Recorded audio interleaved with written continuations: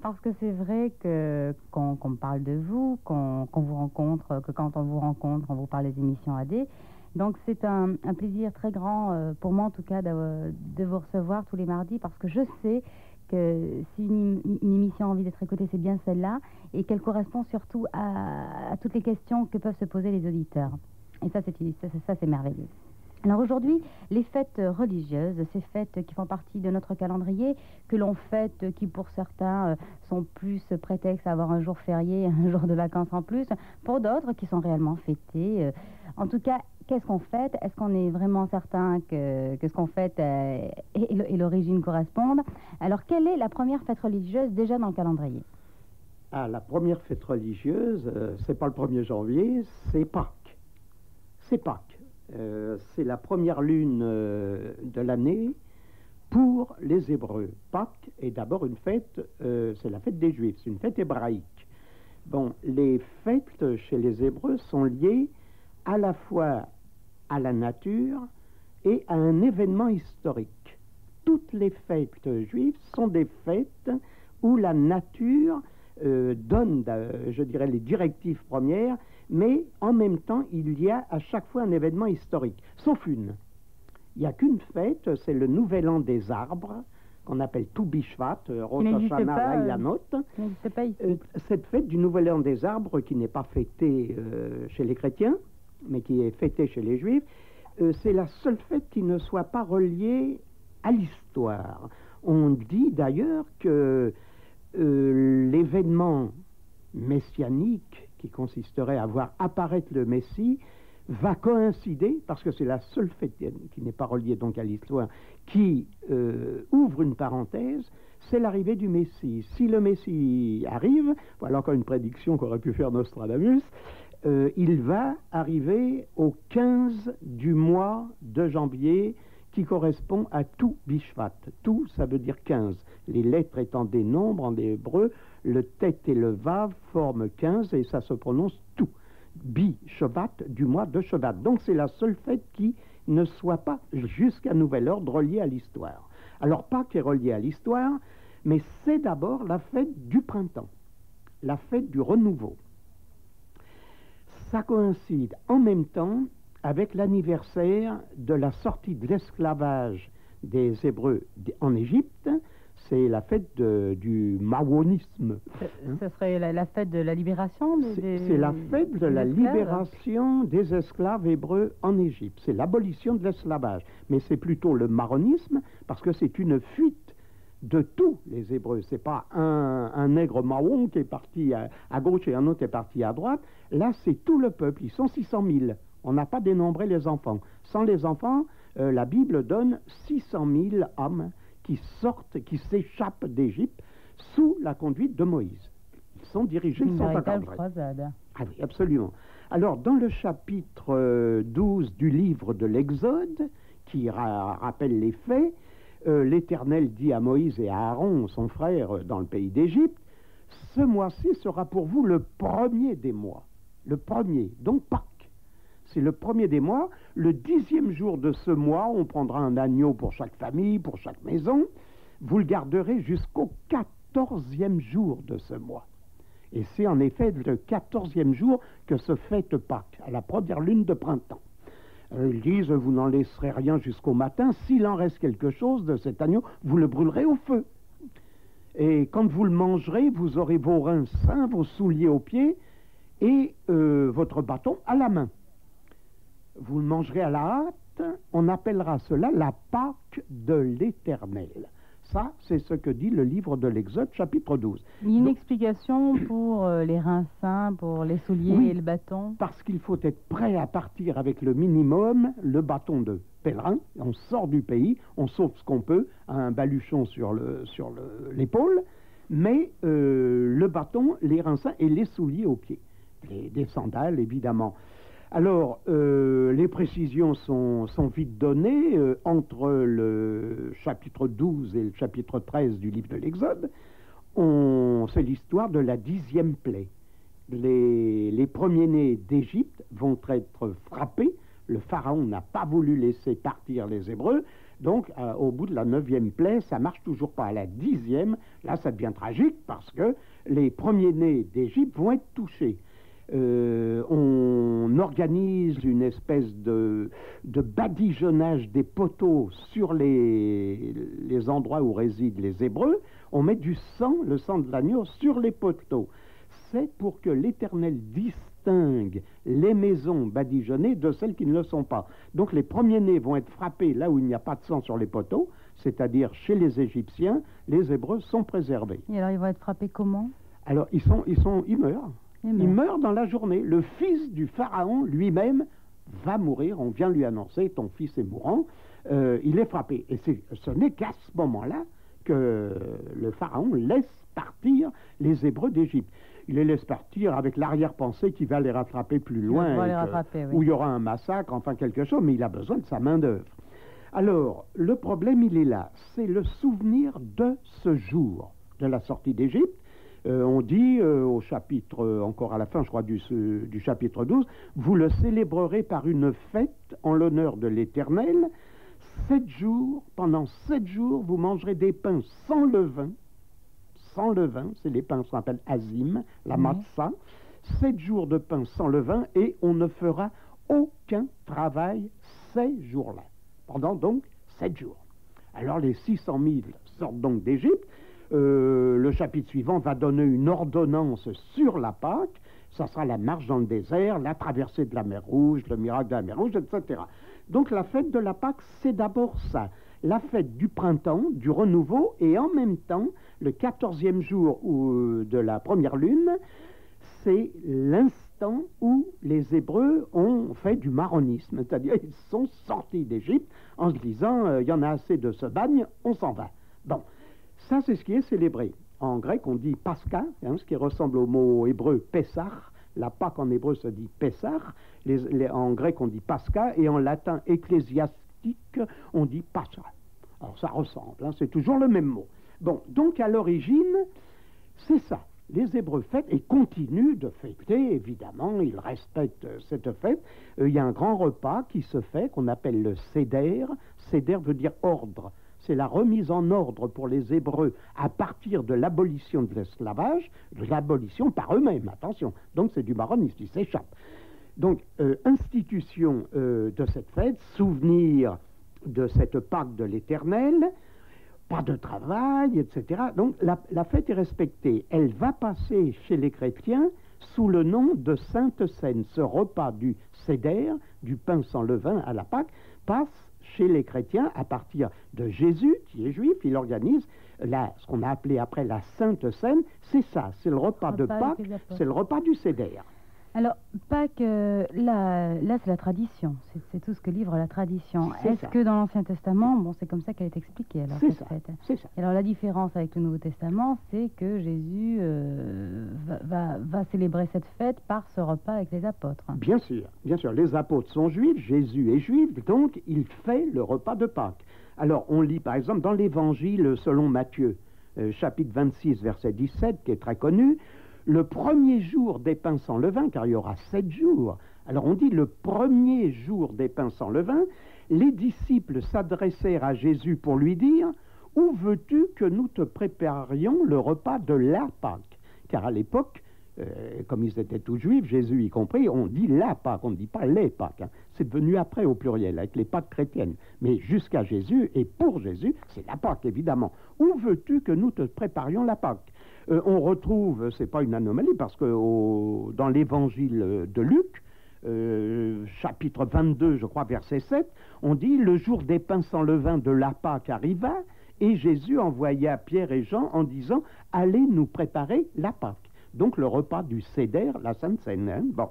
Chez Marc également, chapitre 14, verset 12, le premier jour des pains sans levain, où l'on immolait la Pâque, les disciples de Jésus lui dirent « Où veux-tu que nous allions te préparer la Pâque ?» Alors là, on va expliquer où, comment. Bon. Alors, Jésus va être arrêté à Gethsémani, dans les jardins de Gethsémani. La foule envoyée par les principaux sacrificateurs et par les anciens est mentionné, va apparaître, l'histoire de Judas l'Iscariote qui va trahir Jésus par son fameux baiser, etc. Bon, ça je crois que c'est assez facile à retenir. Mais alors justement, où il se pose un problème, c'est que on lit par exemple dans Marc, encore l'évangile de Marc, chapitre 14, verset 55. Je dis ça pour les gens qui ont une Bible, je sais que beaucoup de gens me suivent avec une Bible à la main. Marc 14, 55, les principaux sacrificateurs et tout le Sanhédrin ou Sanhédrin, c'est le tribunal rabbinique, cherchait un témoignage contre Jésus. Luc, l'évangile de Luc, chapitre 22, verset 66, quand le jour fut venu, le collège des anciens du peuple, les principaux sacrificateurs et les scribes s'assemblèrent et firent amener Jésus dans leur Sanhédrin, donc dans leur tribunal rabbinique. Ils dirent, si tu es le Christ, dis-le nous, etc. Bon, c'est très bien. On continue, on lit, hein, et on va revenir en arrière. Au chapitre de 23 de l'Évangile selon Luc, verset 13, on dit, Pilate, ayant assemblé les principaux sacrificateurs, les magistrats et le peuple, etc., leur dit, bon, etc. Bien. Et puis un petit peu plus loin, c'est curieux, il faut le noter tout de suite, et également Évangile de Luc, chapitre 23, verset 17, à chaque fête, il était obligé de leur relâcher un prisonnier. Et c'est l'histoire de Barabbas, le chef de la résistance des Hébreux, qui va apparaître. Mais attention, c'est très important ces choses, parce que si on lit Matthieu 27, 15, Marc 15, 6, mais Jean, l'Évangile selon Jean, chapitre 18, verset 39. Pilate, comme c'est parmi vous une coutume que je vous relâche quelqu'un à votre fête de Pâques, etc., on se dit, bon, bah, c'est clair, c'est simple. Et non, c'est pas clair. Pilate leur dit, toujours Évangile de Jean, chapitre 19, verset 15, crucifierai-je votre roi? Les principaux sacrificateurs répondirent, nous n'avons de roi que César. Voilà. Je vous donne tout ça en bloc pour vous montrer comment la Kabbale ne peut pas accepter trois anomalies de taille parce qu'elles sont impossibles. Alors selon le Nouveau Testament, la Kabbale n'est pas tout à fait en accord, ou en tout cas bute sur... Voilà. La Kabbale bute à cet endroit. Pourquoi? Attention, ce n'est pas une question de foi. Vous savez, quand on dit dans Matthieu 27, 51, par exemple, que quand Jésus a été crucifié, le voile du temple s'est déchiré, la terre a tremblé, les sépulcres s'ouvrirent, les rochers se fendirent. Là, c'est une question de foi. On vous dit plusieurs corps des saints, les saints juifs, puisqu'avant Jésus, il n'y avait pas autre chose. Bon, les saints juifs qui étaient morts ressuscitèrent, étant sortis des sépulcres, après la résurrection de Jésus, bien sûr, ils entrèrent dans la ville sainte. Là, c'est une question de foi. Il y a des gens qui vont dire, écoutez, vous n'allez pas me dire que des squelettes peuvent pousser la pierre tombale, qui est énorme. Les pierres tombales en Israël sont des pierres énormes. Comment un squelette peut pousser une pierre tombale et défiler au pas cadencé dans les rues de Jérusalem? Ça, c'est une question de foi. Alors, celui qui croit ça, c'est une question de foi. Mais attention, moi, je ne parle pas de foi. On croit ou on ne croit pas que des squelettes sont sortis des sépulcres et ont défilé au pas cadencé dans la ville sainte. Les Hébreux ne le mentionnent pas. D'ailleurs, je crois que s'ils l'avaient vu, ils l'auraient quand même, eux, noté. C'est pas noté. Surtout qu'ils notaient tout. Surtout qu'ils notaient tout. Ah, ils notent, c'est le peuple du livre, ils notent tout. Alors, un événement comme ça, bon, mais ce n'est pas, laissons la foi aux croyants. Donc, les gens disent, oui, les squelettes peuvent sortir des tombeaux et marcher au pas cadencé. Ça, c'est leur problème. C'est une question. Mais là, attention, je parle... Pourquoi la Kabbale bute? C'est pas pour la question de foi. C'est l'impossibilité de réunir d'abord un tribunal rabbinique pendant la fête de Pâques. Premier point. C'est pas possible. Ce n'est pas possible. C'est pas possible. C'est comme si vous demandez le 14 juillet à Paris, au moment du grand défilé place de la Concorde, d'ouvrir le palais de justice pour juger Barbie. On dira, écoutez, on ne va pas le juger le 14 juillet. On va le juger dans 8 jours. Je ne sais pas, même ici, écoutez, moi j'ai essayé de poster du courrier le lendemain de l'enterrement de Vaval, au carnaval. Je suis allé à la poste, le lendemain de Vaval, la poste était fermée. Ah ben là, on ne poste pas de courrier, le jour suivant, la poste est fermée. Bon, alors de la même manière, vous n'allez pas dire aux Hébreux qui célèbrent la fête de Pâques de réunir le temple. Donc il y a une erreur là, une erreur historique. Ça n'a pas pu se passer au moment de la fête de Pâques. Or, ça se passe à Pâques. Alors, cette anomalie, pour nous, est importante. Mais elle viendrait d'où, cette anomalie? C'est qu'elle est volontaire, qu'elle a été mise là pour amener justement cette confusion? Là, c'est une légende. Pour nous, c'est une légende. Si c'est vrai, ça ne s'est pas passé cette semaine-là. Ça s'est passé 15 jours après, peut-être parce que même 8 jours après, les gens sont encore sous le coup de la Pâque. Ils n'ont pas mangé de pain normal pendant 7 jours, ils n'ont pas fait ci, ils n'ont pas fait ça, pas travaillé. Alors, il y a une erreur de date. C'est comme l'histoire de la naissance de Jésus. Les gens avaient téléphoné, les auditeurs avaient téléphoné. Tu te souviens, Marie-Ange avait dit, mais il n'a pas pu naître le 25 décembre parce qu'il y avait ceci, cela. Bon, et j'ai dit, ben, c'est pour ça que les chrétiens de Rome ou de Russie ou de Grèce ne célèbrent une autre date en janvier. Bon, donc il y a une différence. Donc là, il y a une erreur colossal qui est inacceptable pour les Juifs d'abord, bien sûr, pour la Kabbale qui s'arrête là aussi pour le même cas. Et il y a un deuxième problème, c'est celui que j'ai cité tout à l'heure de la coutume de la libération d'un prisonnier. Quand Pilate dit, alors à cette date-là, on a coutume de libérer, c'est faux.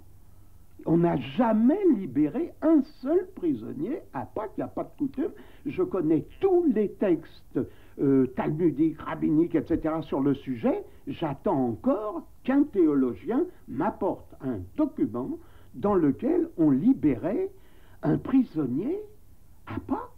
La Pâque juive, bien sûr, puisqu'il n'y avait pas d'autre Pâques à l'époque. Si c'était une coutume, ça devait être noté quelque part. Ça serait noté quelque part. Alors j'ai cherché partout, j'ai dit où c'est? C'est nulle part. Alors j'ai demandé autour de moi dans toutes les sommités de toutes je dirais, les options possibles. Alors voilà une deuxième chose où la Kabbale ne peut pas endosser cette chose parce que nous nous fions sur les textes. Alors c'est pas comme j'ai une question de foi, c'est simplement une question ou de date ou de coutume. Et puis il y a une troisième chose, c'est quand les sacrificateurs, c'est-à-dire les principaux responsables hébreux, disent à l'occupant romain, car attention, on a affaire à un occupant. Israël est occupé par les Romains à l'époque. Bon, en pleine occupation romaine, c'est comme si en occupation nazie, par exemple, on avait dit aux Juifs quel est votre roi, vais-je crucifier votre roi? Ils venaient, nous n'avons de roi qu'Hitler. Oui. On fait répondre aux sacrificateurs, nous n'avons de roi que César. Alors ça, c'est déjà pas possible, parce que César n'a jamais été reconnu par les Hébreux. Alors, on a cette déclaration, nous n'avons de roi, les Hébreux disent que l'Éternel. Leurs prières sont comme ça, le seul roi auquel nous croyons, c'est l'Éternel. Et ils auraient répondu, les responsables, attention, on n'interroge pas le peuple, ce sont, on dit bien, les principaux sacrificateurs, Jean, chapitre 19, verset 15, les principaux sacrificateurs répondirent, nous n'avons de roi que César. Alors ça, c'est complètement contraire au judaïsme déjà. Mais Adé, ça voudrait dire que plus qu'une légende, parce que finalement la légende, les gens qui croient au Nouveau Testament ne croient pas à une légende. Ah non, pour eux, c'est vrai, ça s'est passé la semaine de Pâques. Est-ce que vous n'avez pas l'impression d'une certaine manière, c'est une falsification? C'est une falsification. Dans un sens, oui. Où il y a une erreur. Mais ce qui est curieux, c'est que les trois évangiles, ce qu'on appelle les synoptiques, disent pareil. C'est-à-dire qu'on ne s'est pas aperçu en rédigeant les évangiles que ça ne pouvait pas se faire. Moi, je ne sais pas si en métropole, quelqu'un avait dit, dans une tradition qui aura lieu dans 50 langues, on a jugé le 14 de juillet à Paris, on a jugé Barbie pour ses crimes à Lyon, etc.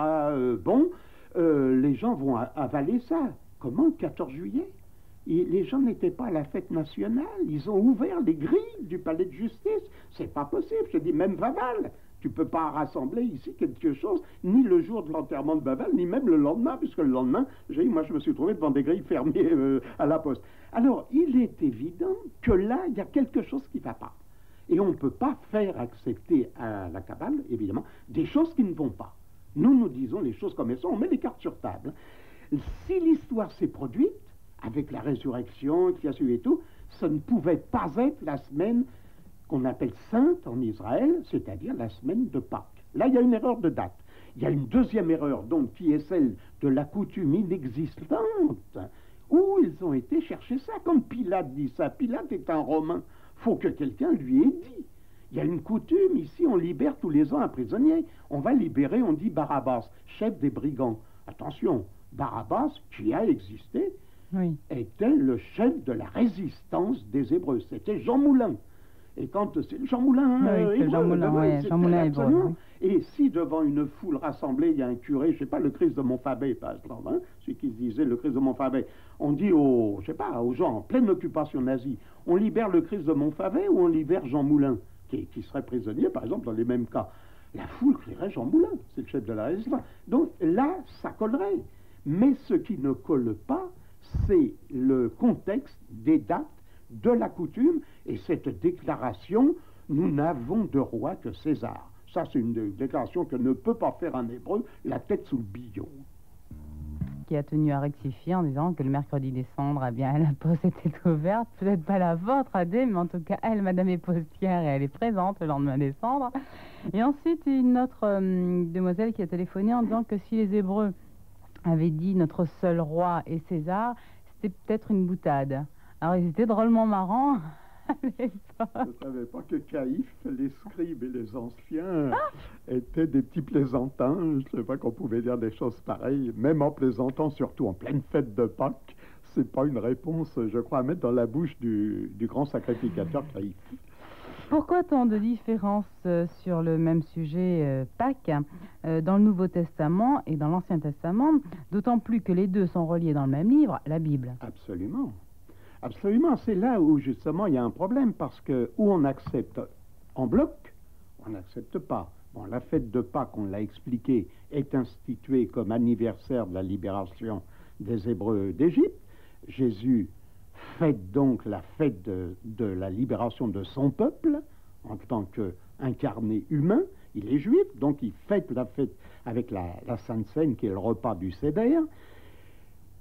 C'est une suite logique. Donc le Nouveau Testament, ici, se révèle bien le prolongement de l'Ancien. Mais là où la Kabbale, évidemment, s'arrête, et on fait que, en même temps, notre réponse aux gens qui avaient téléphoné en disant « Mais pourquoi les kabbalistes s'arrêtent à un endroit où, etc. » Mais voilà, parce que quand nous butons sur des impossibilités, je répète, ce n'est pas une question de foi. On peut croire que des squelettes sont sortis des tombeaux et ont marché au pas qu'à danser. Il faut évidemment la foi chevillée au corps pour le croire. Mais disons que bon, les chrétiens pensent que les saints juifs sont sortis des tombeaux et ont marché. Je dis ça, c'est une question de foi. On croit ou on ne croit pas, c'est tout. Mais nous, ce n'est pas une question de foi. La Kabbale travaille sur des textes.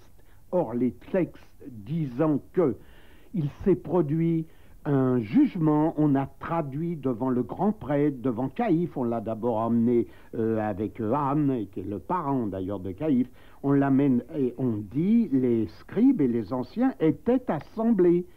Vous n'assemblerez jamais ni le peuple, ni les responsables, parce que même si vous voyez les fêtes juives en métropole, par exemple dans les synagogues, ils sont déjà à pied d'œuvre, des jours avant, ils commencent déjà à jeûner, à se préparer, oui. Et on ne peut pas joindre ni un grand rabbin, ni même un employé du consistoire avant les fêtes, parce qu'il les prépare, et en pleine fête, comment réunir un tribunal rabbinique? Donc la Kabbale, qui elle fait l'exégèse des textes et essaye de comprendre, elle cherche.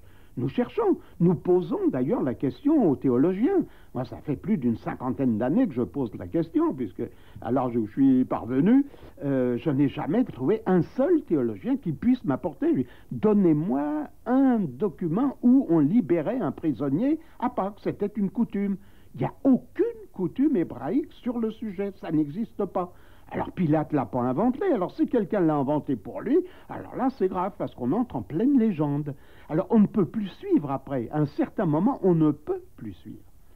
Parce que on se heurte à des impossibilités de fait Il n'est pas possible qu'un responsable du haut clergé, les Sadducéens, hébreux, répondent « Nous n'avons de roi que César », ou il y avait une coutume « Ah, si on accepte des choses comme ça, alors on accepte n'importe quoi ». Les kabbalistes n'acceptent pas n'importe quoi. Je ne crois pas que de nombreux... Enfin, oui, il y a peut-être beaucoup de personnes qui acceptent comme ça, comme argent comptant, tout ce qui est dit. Oui. Mais on voit quand même qu'on se pose de plus en plus de questions. La preuve, c'est que pour Noël, certaines personnes nous avaient appelé en nous disant « Bon, ça ne correspond pas quand même à cette époque-là. Absolument. Il y a de la neige, les moutons ne peuvent pas être dehors en train de manger agréablement l'herbe verte, puisque à cette période-là, normalement, il fait froid, etc. etc. Donc, ça. Je pense quand même qu'il y a une réflexion Noël n'est qui pas existe. Fêté à Noël par tous les chrétiens. Il y a beaucoup de chrétiens d'Orient, ils sont chrétiens eux aussi. Ils se basent aussi sur le Nouveau Testament, sur Jésus. Donc, eux, ils le fêtent au mois de janvier. Ah, c'est assez troublant, évidemment. Bon, ce qu'on appelle Noël, par exemple, on peut en parler. On dit Noël n'existe pas chez les Hébreux, dans le peuple juif, puisque Noël n'est pas une fête juive. En principe, ce serait la date de la naissance de Jésus. Mais si Israël fête une fête qui s'appelle Hanouka, qui est ce qu'on appelle, Hanouka, ça veut dire inauguration. L'inauguration d'une maison, ça se dit Hanouka Abayit, par exemple. Bon, c'est la fête des Lumières. Ah, comment... C'est curieux déjà cette appellation, il l'appelle la fête des Lumières. Mais, comme j'ai dit au début, toutes les fêtes hébraïques sont des fêtes à la fois de nature, un événement de la nature, accompagné d'un événement historique. Pourquoi c'est devenu la fête des Lumières? Eh bien, voici la raison. D'abord, c'est le solstice d'hiver. 25 décembre, la journée solaire la plus courte de l'année. Oui, c'est vrai. Donc, voilà. Alors, la naissance de Jésus a été fixée au solstice d'hiver, pour les chrétiens d'Occident. Je dis bien pas pour les chrétiens d'Orient. Pour les chrétiens d'Occident, elle a été fixée au 25 décembre. C'est le solstice d'hiver que fêtent les Hébreux, mais ils le fêtent comment? Au même moment, à cette date-là, s'est produit un événement chez eux, c'est la délivrance de la Judée du joug des rois séleucides. C'est une dynastie hellénistique qui, encore un coup, occupait le pays. Israël a été occupé à travers l'histoire, à gauche, à droite, au nord, au sud, partout. Bon, c'était à l'époque la dynastie hellénistique des rois séleucides. Le grand responsable, le grand chef s'appelait Antiochos IV Épiphane, enfin il est connu sous ce nom-là, et il y a eu une révolte des Hébreux sanglante, terrible, avec ce qu'on appelait les Maccabées. Hein, c'est un terme qui est devenu tout à fait en Occident bizarre, péjoratif, mais c'était le nom de la famille Mattathias, Maccabi. Maccabi veut dire marteau.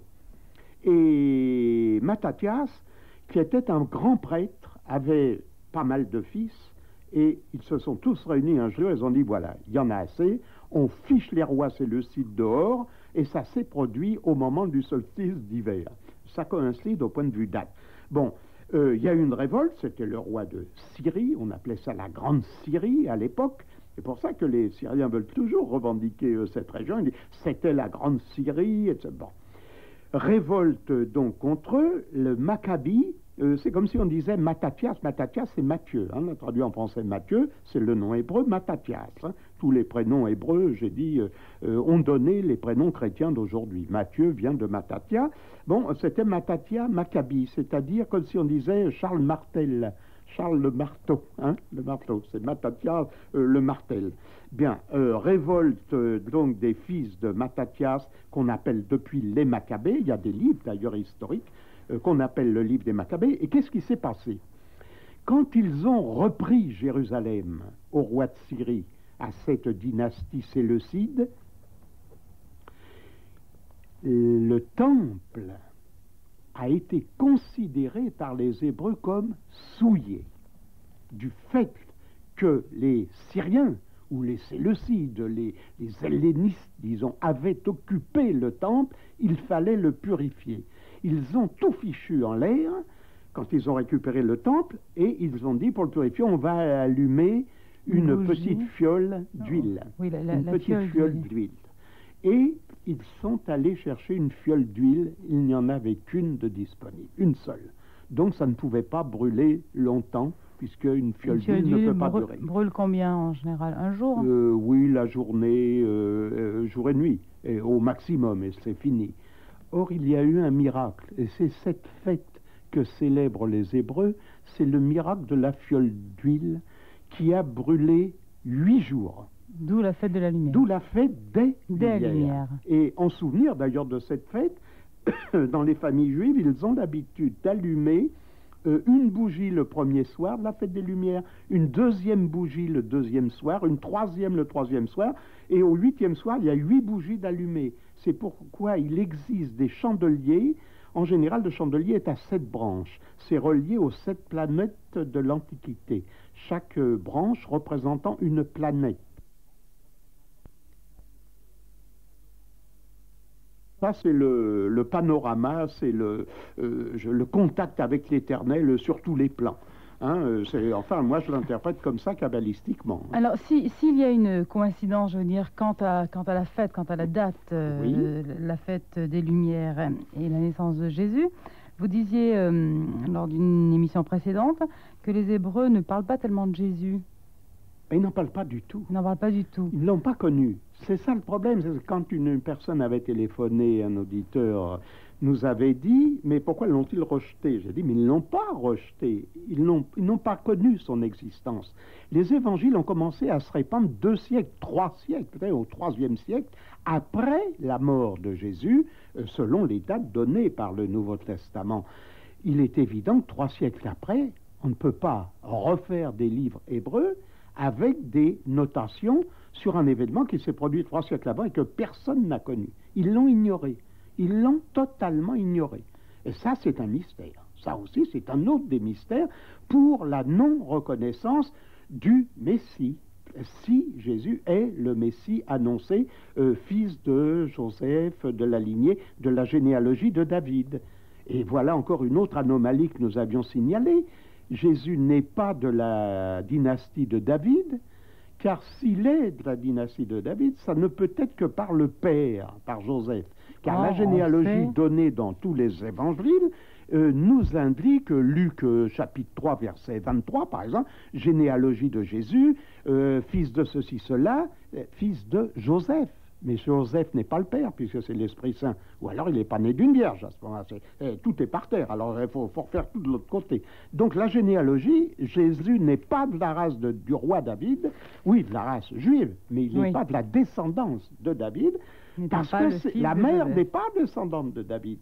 C'est le père, c'est Joseph qui descend, d'après la généalogie donnée dans le Nouveau Testament par Luc 3, 23, ou je sais pas, Jean aussi, chapitre 7, versets 4 et 5, Marc 3, 30, etc. Il y a beaucoup, on peut se référer à des tas de chapitres à ce sujet sur la généalogie de Jésus. Donc il n'est pas de la généalogie de David. Donc les Hébreux n'auraient pas pu reconnaître un Messie qui n'était pas de la généalogie de David. Ou alors il a fallu accepter que Joseph était le père véritable. Il n'est que le père putatif.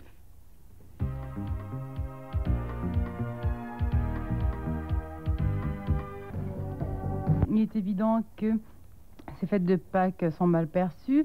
Ces fêtes de Noël, eh bien, il y a aussi une correspondance qui n'est pas tout à fait logique. Et il ne s'agit pas d'avoir la foi ou pas. Il se trouve que historiquement, il y a des impossibilités. Voilà, c'est ça. Comme je dis bien, attention, il faut que les auditeurs comprennent bien qu'il ne s'agit pas d'une question de foi différente ou pas de foi du tout. Non, là, il s'agit de données historiques et de données scripturaires. Parce que si nous disons, par exemple, que Jésus est issu de la postérité de David, il y a la seconde épître de Paul à Timothée qui est très connue, chapitre 2, c'est au début, verset 8, quand il dit « Souviens-toi de Jésus-Christ », c'est l'épître de Timothée, la seconde, de Paul à Timothée, « Souviens-toi de Jésus-Christ, issu de la postérité de David ». Alors on dirait, tiens, pourquoi les Hébreux ne l'ont pas reconnu? Mais il n'est pas issu de la postérité de David. Dans Luc 3, 23, je citais tout à l'heure, c'est pareil. Mais tout de suite au début de Matthieu, l'Évangile selon Matthieu, chapitre 1, verset 1. Ça commence comme ça. Généalogie de Jésus-Christ, fils de David, fils d'Abraham. Jacob engendra Joseph, l'époux de Marie, de laquelle est né Jésus, qui est appelé Christ. Alors, s'il est né de Marie et non pas de Joseph, bien qu'il soit son époux, mais ce n'est pas lui qui l'a fait, puisque c'est le Saint-Esprit, elle est vierge, en principe, d'après les données scripturaires, Jésus-Christ n'est pas le fils de David. Il n'est pas de la généalogie de David. Là, il y a un autre problème. Et que les problèmes, quand on commence à décrypter les Écritures, on s'aperçoit que, je ne dirais pas que ça a été fait en dépit du bon sens, mais il y a quelque chose qui ne va pas. Il y a quelque chose qui ne va pas, et ça se répète pour cette fête de Pâques. Alors, la fête de Pâques, bon, Jésus célèbre la fête de Pâques en bon juif, comme tous les juifs du pays. Il fête la libération de l'abolition de l'esclavage, la sortie d'Égypte, donc, ou le maronisme, pour pas dire libération, puisque c'est le peuple qui s'échappe, qui s'enfuit, à la 14e jour de la première lune du printemps. On se trouve devant des faits historiques. Alors, la foi se superpose après coup, mais encore faut-il que cette foi repose sur des données qui soient saines. Alors, où il y a des erreurs de date, où les sacrificateurs n'ont pas répondu, nous n'avons de roi que César, je ne sais pas, demander au grand rabbin de France qui va répondre, je n'ai de roi que, je ne sais pas moi, Louis XVI, ou c'est pas possible, on ne peut pas mettre ça dans la bouche d'un grand rabbin, donc on ne le mettra pas non plus dans la bouche de Caïphe ou d'Anne, même s'ils sont contre Jésus. Ça n'a rien à voir, absolument rien à voir. Et il faut toujours se rappeler en plus que les événements se sont produits quand les Hébreux fêtaient leur Pâques sous l'occupation romaine. Et il n'y a qu'à transposer et faire ça sous l'occupation nazie, et on aura absolument l'équivalent. Bon, alors, les fêtes, moi je crois qu'il faut toujours les situer dans leur contexte. Côté nature d'un côté, c'est vrai qu'à Pâques il s'est produit des événements historiques, mais celui-là, nous le mettons entre parenthèses parce que la Kabbale ne peut pas accepter quelque chose qui soit en contradiction avec les autres livres qui précèdent. Ou alors, il faut tout ficher en l'air. Après, on fiche tout en l'air, il ne faut plus parler de rien du tout. Hein. C'est l'un ou l'autre. Bon, la Kabbale, elle accepte, mais elle s'arrête là, elle contourne. Ah, vous avez une autre fête, par exemple, qui est la Pentecôte. Alors, justement, avant de parler de Pentecôte, Adé, oui, j'aimerais que, parce que cette émission est la dernière avant la rentrée, c'est-à-dire le mois de juillet, eh bien, on ne retrouvera pas Adé, ni Marianne, j'y reste. Donc, pendant tout le mois de juillet, il n'y aura pas d'émission comme celle-là. On se retrouvera après, c'est évident. Mais il serait quand même intéressant que pour cette dernière émission, avant les vacances, eh bien, les auditeurs et la parole, on va donc vous demander d'appeler sur le 63 23 23. Vous allez pouvoir poser vos questions en direct à Adé qui y répondra. Bien évidemment, il serait quand même intéressant que vos questions se situent dans le contexte de l'émission d'aujourd'hui, de préférence, parce qu'on s'aperçoit que les questions sont un petit peu toujours les mêmes, donc essayez de varier un petit peu vos questions, et puis essayez de rester surtout dans le contexte de l'émission d'aujourd'hui. Donc dès maintenant, vous pouvez composer le 63 23 23, faites vite parce qu'il n'y a que 30 minutes. Et voilà, nous revenons à la Pentecôte. Alors, la Pentecôte. Alors, la Pentecôte est également une fête juive qui se célébrait au 50e jour qui suivait Pâques, parce que ça suit Pâques. Hein, Pentecôte, c'est quoi? C'est Pente, c'est 5 en grec. Hein. Penté, un pentagone, c'est une figure géométrique de 5 angles, un polygone de 5 côtés, donc 5 pentes. Pentecôte, 50e, entre guillemets, jour. La Pentecôte est donc le 50e jour. Pentecosté, c'est le même mot en grec. Hein. C'est pareil. Alors, en hébreu, ça se dit Shavuot. C'est la racine, c'est le mot Sheva qui veut dire 7. Le nombre 7 se dit Sheva en hébreu. Shavua, c'est la semaine. Ce sont les mêmes lettres, évidemment, parce que la semaine est composée de 7 jours. Alors là, c'est la fête des 7 semaines, 7 fois 7, 49, plus le jour de Pâques, le premier, ça fait 50. Alors, cette fête des 50 jours, qui est appelée la fête des 7 semaines, elle se célébrait en Israël pour fêter la moisson de l'orge, hein, en général, c'était l'orge qui était entendue, et la fête des premiers fruits, hein, ce qu'on appelle les prémices. Alors, fête de la moisson, fête de Shavuot, mais comme j'ai dit, toute fête qui suit la nature a toujours vu se dérouler un événement historique chez les Hébreux, c'est le jour où d'abord les Hébreux remercient Dieu de la moisson. Bien sûr, en principe, ils l'estiment favorable, mais c'est le jour où les Hébreux ont reçu la loi sur le mont Sinaï. Pour eux, ça coïncide avec le 50e jour qui suit Pâques. C'est là que, sur le mont Sinaï, à cette date-là, les Hébreux ont reçu ce qu'on appelle la loi, qui est insérée dans la Sainte Bible, l'Ancien Testament. Donc, les fêtes sont enracinées, je le répète, à la fois dans la nature, fête de la moisson de l'orge, les premiers fruits, etc., et fête historique à cause du don de la loi sur le Sinaï. Alors, où il va y avoir une différence avec l'Église chrétienne, elle ne va pas fêter, l'Église chrétienne, la loi du Sinaï. C'est pas ça qu'elle fête à la Pentecôte. Elle fête en principe la célèbre descente du Saint-Esprit sur les apôtres. Mais ça aussi, ça apparaît tardivement, l'explication. Parce que les premiers chrétiens fêtaient la fête juive de la Pentecôte. Ce n'est qu'avec le temps, on a tenté on dirait même, on a un peu forcé les choses pour bien séparer, dire ça n'a plus rien à voir avec ce qui se faisait avant. Si, Pentecôte, ça veut dire 50e jour après Pâques, après la Pâque juive, et c'est la descente, on a dit, du Saint-Esprit sur les apôtres. Alors là, c'est vraiment une espèce d'apothéose. Donc la signification aussi est un peu différente. Mais elle est dans le prolongement et elle se branche sur une fête historique juive, automatiquement. Comme toutes les fêtes. Et oui, pratiquement toutes, où elles ont à la même date une correspondance. Il n'y échappe pas. On n'échappe pas au solstice d'hiver avec le show, comme au solstice d'été. Là, on est en plein mois de juin, tout récemment. Les gens qui célèbrent, qui font la fête de la Saint-Jean, il y a beaucoup de fraternités initiatiques, maçonniques, etc., qui fêtent la Saint-Jean, comme les chrétiens, comme certains chrétiens ne la fêtent pas en allumant des feux. Mais les feux de la Saint-Jean, c'est quoi? C'est le jour le plus long de l'année. Donc, l'été, le commencement de l'été, c'est ça. Et c'est pour ça, comme dans l'Écriture, quand le Baptiste, Jean-Baptiste dit, il faut, dont la fête se fête le 24 juin, il faut que je croisse pour qu'il diminue. Alors on a dit, oui, lui, Jean-Baptiste, il faut qu'il croisse pour que l'autre diminue, pour que le solstice de l'hiver, le jour le plus court, arrive après. C'est ça, c'est l'équilibre des deux. Il faut que je crois qu'il croisse, et pas pour que l'autre diminue. Alors nous allons demander maintenant en technique si nous avons eu des appels. Je crois que oui, et nous allons prendre le premier, si c'est possible. Voilà, il est 9h32. Allô? Allô? Bonjour. Oui, bonjour. Oui, nous vous écoutons. Oui, voilà. Je veux intervenir sur les fêtes chrétiennes. Oui, nous vous écoutons. Et, je veux revenir sur un problème où on a dit que on ne pouvait pas arrêter Jésus à la fête de Pâques. Il faudrait qu'il rappelle qu'on est dans un contexte politique bien précis où les Romains et les Juifs s'opposent. Bon, autre chose, Jésus remet en cause l'autorité des grands prêtres et je crois que par jalousie, ils peuvent très bien arrêter Jésus à Pâques, d'autant plus que Jésus attaquait justement les traditions et les coutumes.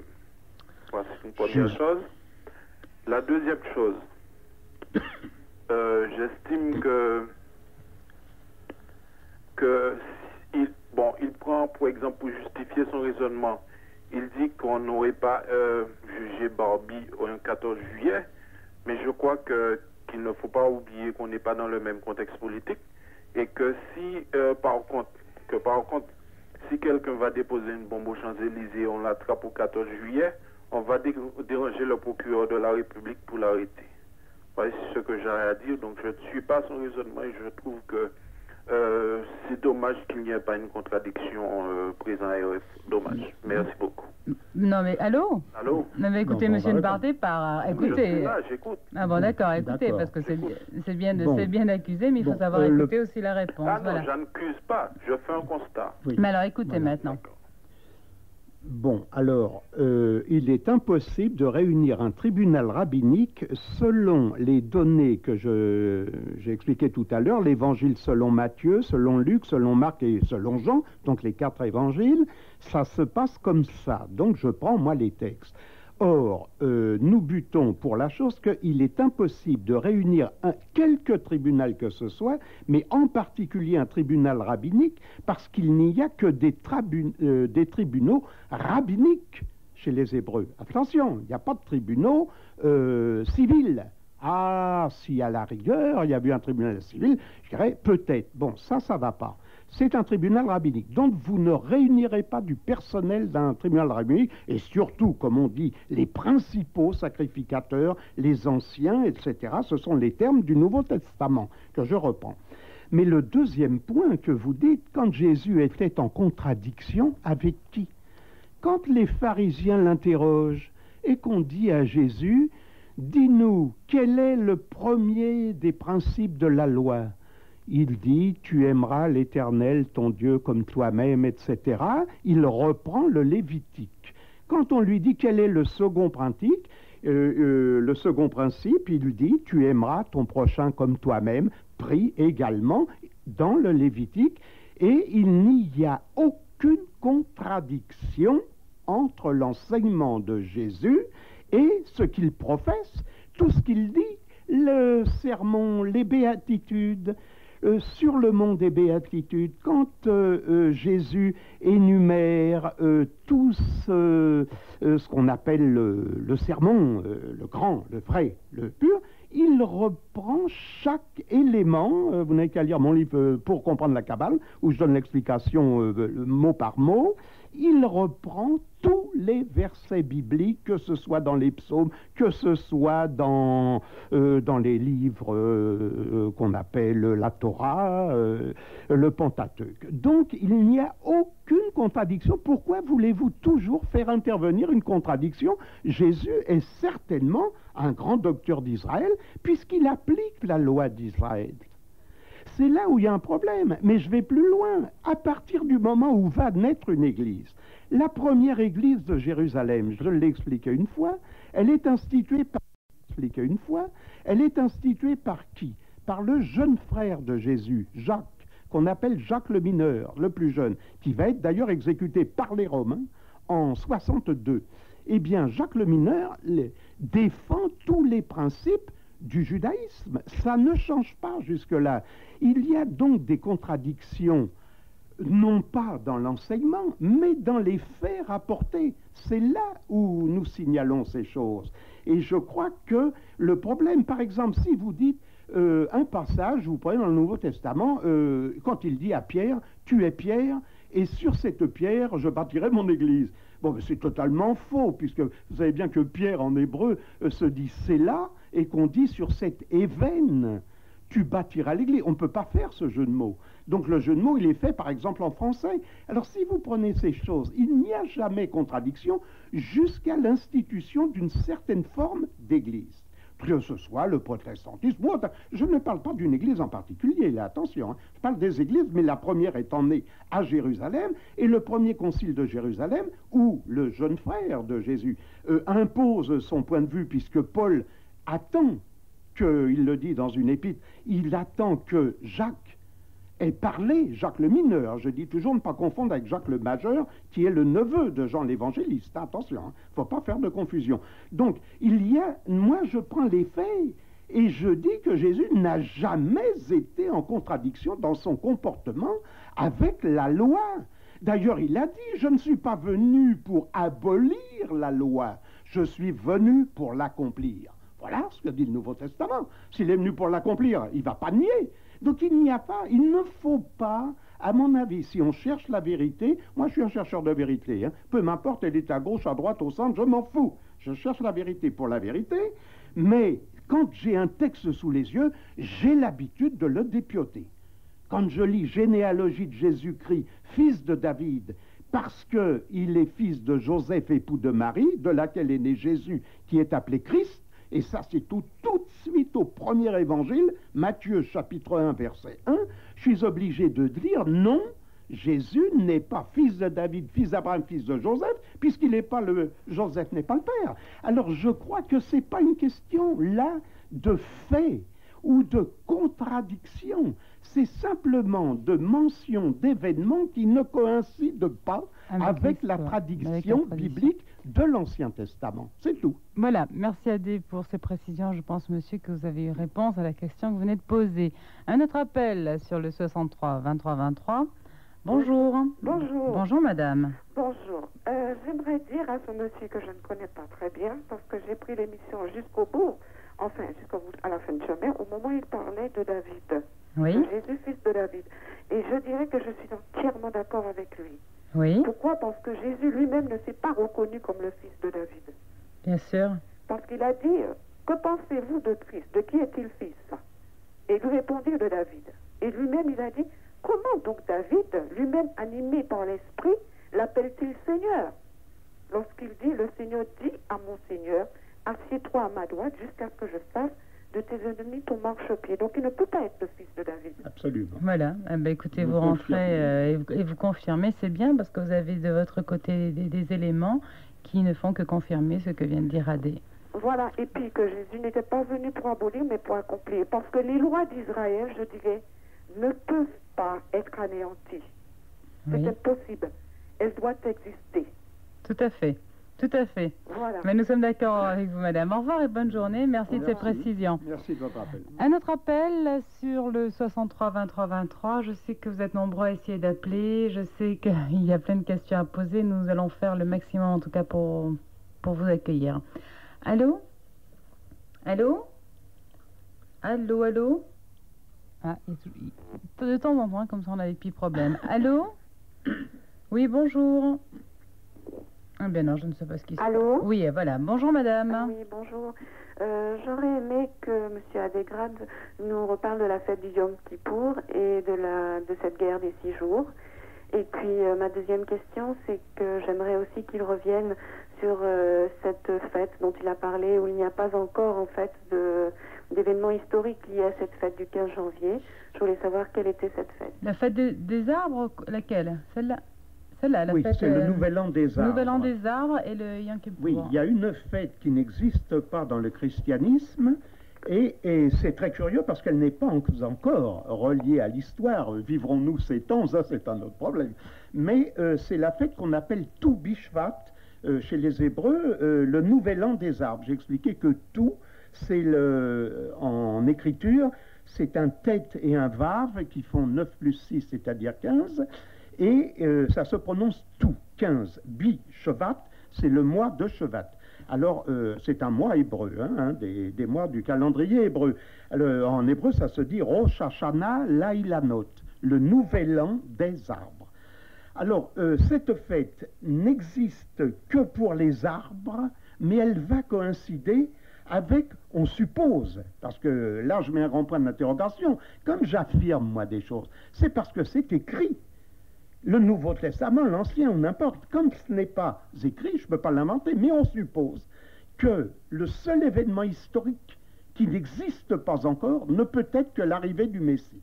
C'est-à-dire qu'à l'avènement du Messie, Israël, quand ils vont le reconnaître, si c'est le Messie, et ils sont connaisseurs en la matière, donc ils savent de quoi ils parlent, ils ont des textes, ça doit en principe coïncider avec Tou Bishvat. Donc si moi je suis prophète, je dis écoutez, quand le Messie apparaîtra, si cette année-là, Tou Bishvat, coïncide avec à peu près le 15 janvier, ça varie d'une année à l'autre. Pourquoi? Parce que le calendrier hébreu n'est pas le même que le calendrier chrétien. Il y a des mois en moins, l'année lunaire n'est pas l'année solaire. Des mois que l'on rajoute. On rajoute un mois qui est le mois d'Adar. Il y a Adar 1, Adar 2, certaines années, comme les années bissextiles, où on rajoute un jour en février pour équilibrer. Par rapport au soleil. Alors eux, c'est par rapport soleil-lune, un calendrier solilunaire. Donc cette fête n'existe pas encore sur le plan historique. Mais au point de vue nature, c'est curieux, mais elle existe. Ils fêtent le Nouvel An des arbres. Ce qui est très sympathique pour nos écolos. Aujourd'hui, je vois que les écologistes devraient adopter cette fête, à mon humble avis. Je ne veux rien imposer du tout, mais je suggère qu'il y ait la fête du Nouvel An des arbres chez les chrétiens, parce que je pense que ça éveillerait peut-être, et qui sait si ça ne hâterait pas pour les uns et pour les autres la venue du Messie, puisque les chrétiens attendent le retour, la parousie, la réapparition du Messie, peut-être pas le Jésus qu'ils ont connu ou qu'ils croient avoir connu, et chez les Hébreux, pour la première fois, le Messie. Bon, chez les bouddhistes, ils attendent le retour de Maitreya. Et pas, bon, tout ça doit coïncider, car toutes les traditions annoncent la même chose. Toutes les traditions sont bien d'accord là-dessus. C'est là où c'est intéressant. Moi, j'aime mieux où tout le monde est d'accord que là où il y a des désaccords. Je cherche l'accord.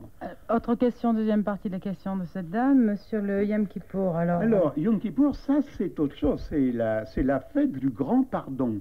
Voyez, par exemple, le langage vulgaire est tellement ridicule quand on parle de la guerre de Kippour. Tu vois, on a parlé de cette guerre quand Sadat a attaqué en pleine fête de Kippour, qui est une fête, alors c'est la fête la plus sacrée chez les Hébreux. On ne s'attendait pas à cette attaque. C'est ça, elle suit la fête du jour de l'an qu'on appelle les jours sombres, les jours terribles, redoutables. Hein.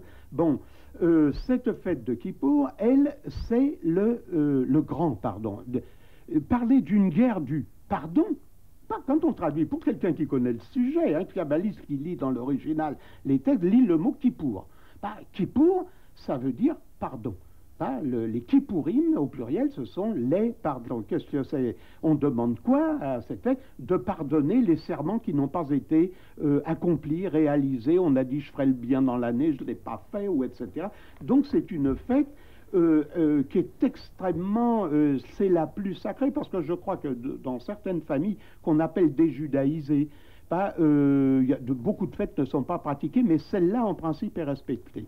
C'est un jour de jeûne qui commence déjà avant. C'est comme si vous vouliez réunir aussi un tribunal rabbinique. Je dis même pas à Kippour, parce que là on n'en parle pas, mais entre la fête du jour de l'an, Rosh Hashanah par exemple, la fête du jour de l'an et la fête du Kippour.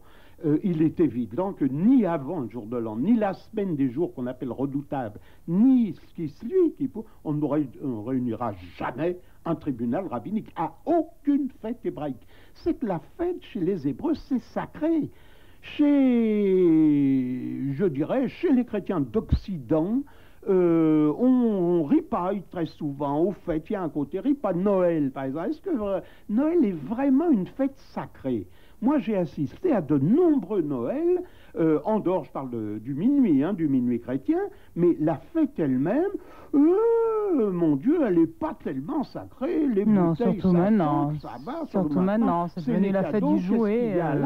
Bon, attention, chez les Hébreux, ça c'est resté. Il y a un côté sacré de la fête. Vous savez, un an, je passe. Pendant une fête hébraïque, moi j'ai assisté à de nombreuses réunions de ce genre. Ça change complètement. Hein. Alors, je vous dis, vous ne réunirez pas, surtout pas le principal sacrificateur, comme on dit le grand prêtre ou le grand rabbin, ou même le petit rabbin. Hein. Si vous voulez, on réunira personne. C'est pas pensable. Parce que le sens des fêtes est resté chez ce peuple. Et il a dégénéré. Nos fêtes, disons le mot, sont devenues des fêtes païennes. C'est-à-dire que la fête de Noël, qui parle même du solstice d'hiver à Noël, sans même parler de Jésus, c'est vraiment une fête où, je dirais, on pense aux cadeaux, à ceci, à cela. On ne pense pas tellement à la naissance. À la bûche de Noël, à la dinde. Quelques chrétiens triés sur le volet, je le dis tout de suite, parmi les plus grands. Bon, cela, c'est sacré, ils la préparent. Et il y a le minuit chrétien, qui a sa valeur, selon l'endroit en plus où il se pratique. Mais pour beaucoup, ça a dégénéré. Les fêtes sont devenues souvent des fêtes païennes.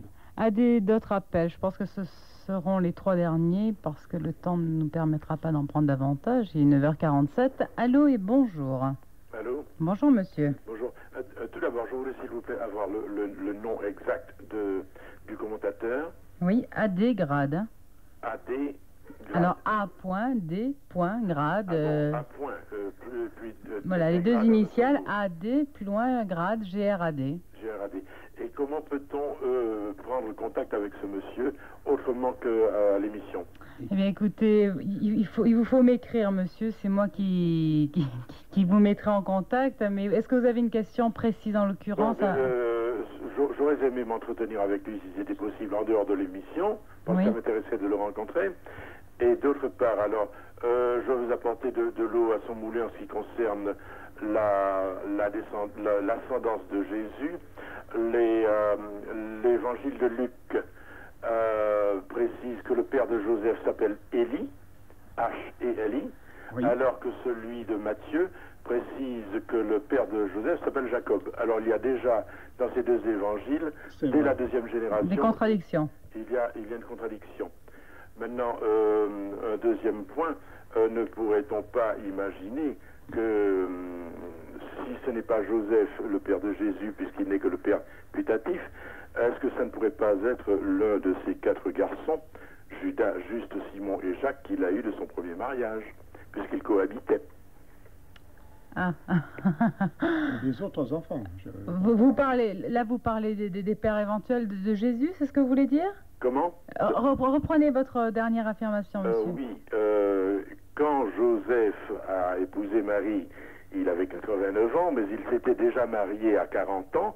Il a eu 6 enfants, dont 4 garçons, Judas, Juste, Simon et Jacques, qui cohabitaient avec leur père et avec Marie quand elle a été mise en garde chez Joseph. Donc Marie était en contact constant avec les 4 garçons de Joseph, lequel s'absentait très souvent pour son métier non pas de charpentier mais de constructeur. Et est-ce que l'un de ces garçons ne pourrait pas, par accident, avoir été le père de Jésus? J'aime bien la précaution que vous prenez en disant par accident. Et donc Jésus, si Joseph descend bien de David, ce qui n'est pas absolument prouvé, mais dans ce cas-là, Jésus descendrait bien de David.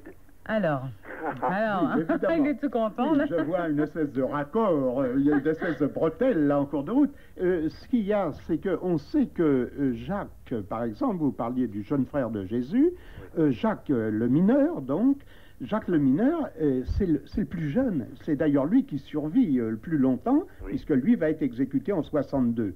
Alors, il est évident que Jésus était déjà né quand Jacques est né. Était né, puisque s'il est arrivé d'un autre lit, admettons qu'il soit arrivé d'un autre lit par le canal de Joseph, n'est-ce pas? Je m'excuse, Jacques était déjà né. Oui. Quand Jésus est né. Oui, longtemps avant. Oui, c'est ce que vous dites, Adé. Oui, c'est ça. Voilà, oui. Oui, d'accord. C'est ça. Alors là, évidemment, mais moi, je suis obligé de mentir, je ne peux pas fabriquer les textes, je me base comme vous-même aux évangiles. Alors, les contradictions entre les évangiles, il va avoir lieu à Bethléem, n'est-ce pas? C'est bien ça, dans un évangile. Dans un autre, c'est pas, elle arrive d'un autre côté. Mais ce qui est plus grave, c'est que là aussi, comme la coutume qui faisait relâcher un prisonnier et qui n'existe pas dans la tradition hébraïque, elle est introuvable en tout cas, et par les uns et par les autres, c'est aussi une fausse coutume que de croire qu'il y avait des recensements. Il n'y avait pas de recensement en Israël, c'était interdit par la loi. Parce que depuis que David avait eu la peste qui s'était abattue sur son armée quand il était en lutte avec les Moabites et qu'il avait voulu recenser pour savoir le nombre de soldats qu'il avait à sa disposition, la peste s'est abattue et le grand prêtre lui a dit « Il ne fallait pas recenser, on ne dénombre pas des hommes comme en Provence aujourd'hui, on ne dénombre pas des moutons de crainte qu'on perde des moutons, que la maladie s'abatte sur le troupeau. En Provence, en France aujourd'hui, les vrais bergers, les connaisseurs de la tradition ne dénombrent pas les moutons. De la même manière, on ne dénombrait pas, donc il n'y avait pas non plus de recensement. Donc elle n'allait pas à un recensement à Bethléem. Voilà. En tout cas, un monsieur qui a l'air de connaître. Tout à fait. C'est parfait, on aime parler avec les connaisseurs. Il est 9h52, notre appel, bonjour. Bonjour madame. Bonjour monsieur. Je suis Auguste. Oui Auguste, bonjour. Je vous téléphone. Tout à l'heure là, j'ai entendu le monsieur dire que les Hébreux ne reconnaissent pas Jésus-Christ. Est-ce bien ça? Ah non, il n'a pas dit qu'il ne reconnaissait pas Jésus-Christ. C'est que non seulement, c'est pas une reconnaissance, c'est qu'ils ne l'ont pas connu. C'est qu'ils n'en ont pas entendu parler. Ah bon. Mais il ne s'agit pas là d'une reconnaissance. Déjà, pour reconnaître, il faut connaître. Alors là, c'était même pas le cas. Oui. Mais quand même, je dis quand même, ils ont lu quand même le prophète Isaïe et puis Jean-Baptiste qui faisait partie quand même de l'Ancien Testament et ils ont donné des décisions bien précises sur ça, surtout sur la fille de Sion et de tout.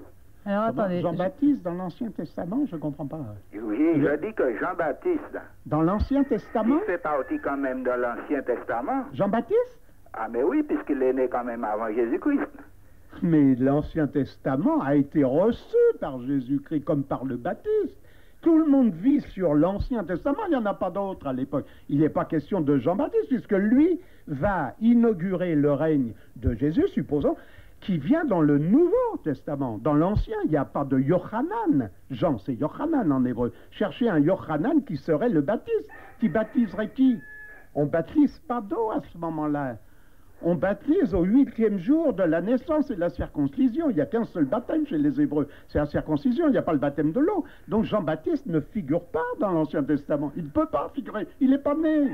Quand l'Ancien Testament est fait et bouclé, il n'est pas né. Jean-Baptiste, il naît, il annonce Jésus, il va baptiser Jésus. Donc il est contemporain de Jésus. Donc dans le Nouveau. Et il n'est pas dans l'Ancien comme Jésus n'est pas dans l'Ancien non plus. On ne peut pas être hier avoir été. Oui, mais pardon, mais le prophète Isaïe quand même. Ben, Isaïe, bien sûr, c'est le livre sacré chez les Hébreux. Oui, mais quand même, il a bien prononcé, il a bien quand même averti la naissance. Mais oui, c'est ça que les Hébreux attendent. Mais oui, monsieur, c'est bien ça. Alors, Isaïe annonce un Messie. On annonce un Messie avec d'ailleurs une phrase, le marbet ou le même à l'intérieur est fermé au lieu d'être ouvert comme dans l'écriture normale. Donc le verset le spécifie bien, mais ils l'attendent. Ils ne l'ont pas vu. Ils n'en ont pas entendu parler de leur vivant, de l'époque de Jésus. Mais bien sûr qu'Isaïe est la référence permanente des Hébreux. C'est les Hébreux qui ont donné le... Isaïe est un prophète hébreu. Il est dans les écrits sacrés des Hébreux. Il annonce ce qui se passera après. Mais il ne parle pas de Jésus, il ne parle pas... D'ailleurs, attention, quand il lit le nom, on l'appellera Immanuel, Dieu avec nous. C'est-à-dire que le Messie s'appellera Emmanuel. Mais il ne s'appelle pas Emmanuel, Jésus, puisqu'on l'appelle Jésus. Alors, là encore, il y a une autre contradiction. Non, à ne pas confondre Isaïe, texte hébreu, remis par les Hébreux, que les Hébreux connaissent avant les chrétiens, et pourquoi? Puisque c'est leur texte, et retransmis après chez les chrétiens ou dans les évangiles, on raccorde au livre d'Isaïe. Mais on ne peut pas mentionner le baptiste qui n'est pas né du temps entre lui-même, Isaïe, et l'arrivée des nouveaux temps. Je crois dernière intervention, car il est 9h55. Bonjour. Allô, bonjour. Bonjour, monsieur. Bonjour, madame, et bonjour, monsieur Descartes. Bonjour, monsieur. Voilà, j'ai entendu l'émission et j'ai voulu aussi porter quelque chose de plus en disant, vous parliez de Jésus qui n'est pas de la descendance de David. Mais vous savez que Marie, la mère de Jésus, a eu l'enfant par la vertu du Saint-Esprit et que Dieu, n'ayant pas voulu que Joseph se sépare de Marie, donc un enfant né d'un père et d'une mère, Jésus n'ayant pas pour père Joseph, il est évident que normalement l'enfant est né de normalement un père qui n'est pas son vrai père, mais il est né comme un enfant normal, parce que Dieu voulait faire sa parole, puisque Jésus c'est la parole de Dieu, faite chair. Oui. C'est écrit dans Jean. Donc, venir faire Jésus naître comme un enfant. Car si vous voulez parler aux fourmis, il faut devenir une fourmi. Oui. Non, mais en fait, ce que vous voulez dire, c'est que puisque c'est Joseph qui a eu vraiment le rôle du père, il lui a tout donné en le reconnaissant comme son enfant, c'est ça? Non, c'est pas ce que je veux dire. C'est que je veux dire simplement que par simple, disons, déduction, nous voyons que Jésus-Christ est né de Dieu, puisque c'est la parole de Dieu. Il existait avant. Il a créé le monde avec Dieu, c'est écrit dans la Genèse, puisque c'est la parole de Dieu. Oui. Donc, il a créé Marie même, qui est sa mère. Oui. Donc, ce que Dieu a voulu faire, c'est simplement, depuis quand il a dit à Abraham qu'il aura un fils né de sa femme Sarah, et qu'il allait avoir une postérité, et cet enfant était un enfant de la promesse, puisqu'il est né dans la vieillesse de la mère de Isaac, et après, tous ses descendants, jusqu'à David, et Jésus descendant par Joseph. Donc, il est Normalement, fils de Non, Joseph, sans être fils attendez, de David. monsieur. Alors, attendez, Adé va vous On va essayer de répondre, parce résumer qu'on a un petit peu, quelques parce que minutes. là, si on remonte au déluge, et évidemment, en une minute, on ne peut plus donner la suite. On va reprendre, par exemple, l'auditeur qui a appelé tout à l'heure, disant que dans la généalogie de Luc, on ne le dit pas fils d'Élie, par exemple, fils de Élie. Voilà, H et Élie. On ne sait pas d'ailleurs pourquoi c'était comme ça. Bon, alors on va prendre ce qu'avait dit l'auditeur, c'est-à-dire l'évangile selon Luc, chapitre 3, verset 23. Généalogie de Jésus. Écoutez bien. Jésus avait environ 30 ans lorsqu'il commença son ministère, étant comme on le croyait, attention, écoutez bien, étant comme on le croyait, il faut le croire, fils de Joseph, fils d'Élie, fils de Lévi, et de David, d'Adam, fils de Dieu. C'est là où il y a la mention fils de Dieu à cette origine. Attention, c'est uniquement par cette descendance authentiquement davidique, mais là, l'évangile de Luc, tout de même, l'évangéliste sait mieux que nous ce qu'il dit quand il dit, lorsqu'il commença son ministère, donc à 30 ans, étant, comme on le croyait, fils de Joseph, et ce comme on le croyait, moi, me fait tiquer. Alors je me reporte à un autre évangile où je vous dis, dans Matthieu le premier, généalogie de Jésus-Christ, fils de David, fils d'Abraham, Jacob engendra Joseph, l'époux de Marie, de laquelle est né Jésus, qui est appelé Christ. De laquelle? Voilà, de laquelle. On dit bien de laquelle. Donc on sépare. Alors, on revient toujours au texte. Moi, je dis, pour moi, ce sont les textes qui priment, puisqu'on me les donne. Alors, je travaille sur des textes. Voilà. Merci Adé pour cette émission précieuse, comme les autres. On se quitte aujourd'hui. On se retrouve au mois d'août. Merci pour toutes ces lumières que vous nous apportez chaque mardi. C'est pas la fête des Lumières.